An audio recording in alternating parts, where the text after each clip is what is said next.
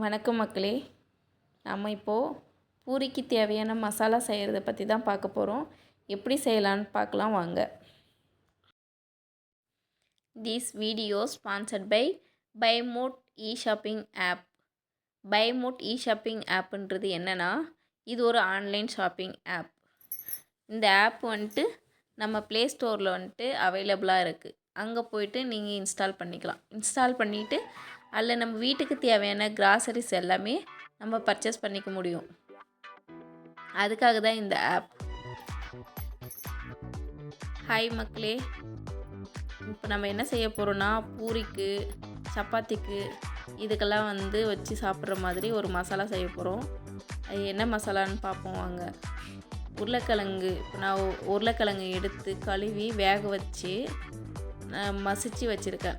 ஒரு வானல் வச்சு அதில் நமக்கு தேவையான ஆயில் போட்டுடலாம். ஆயில் போட்டுட்டு அதுலேயே கொஞ்சம் கடுகு ஆட் பண்ணிக்கலாம். கடுகு ஆட் பண்ணிவிட்டு அது கொஞ்சம் பொரிஞ்சு வரட்டும். அது வரைக்கும் வெயிட் பண்ணுவோம்.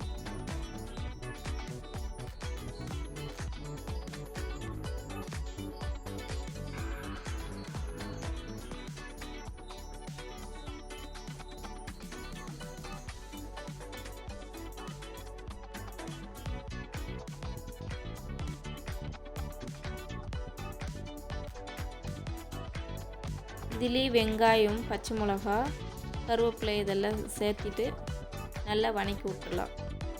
நல்லா வணங்கிட்டுருக்கு. அதுலேயே நமக்கு தேவையான அளவுக்கு உப்பு ஆட் பண்ணிக்கலாம்.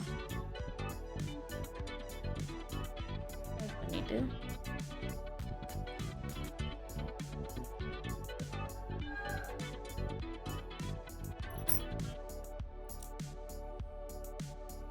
நல்லா வணங்கி வரட்டும். வணங்கி வந்த உடனே கொஞ்சம் மஞ்சள் ஆட் பண்ணிக்குவோம்.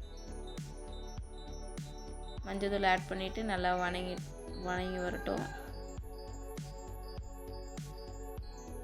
இப்போ பாருங்கள், ஓரளவுக்கு நல்லா வணங்கிடுச்சு. அதுக்கு மேலே நம்ம இப்போது மசிச்சு வச்சுருக்கிற உருளைக்கிழங்கு ஆட் பண்ணிடலாம். உருளைக்கிழங்கு ஆட் பண்ணி நல்லா எல்லாத்தையும் மிக்ஸ் பண்ணி விட்டுடலாம். பச்சை மிளகா, வெங்காயம், கருவேப்பிலை ப்ளஸ் நம்ம போட்டு உப்பு, மஞ்சள் எல்லாமே சேர்த்து ஆட் பண்ணி விட்டுட்டு நமக்கு தேவையான அளவுக்கு அதில் தண்ணி ஊற்றிக்குவோம்.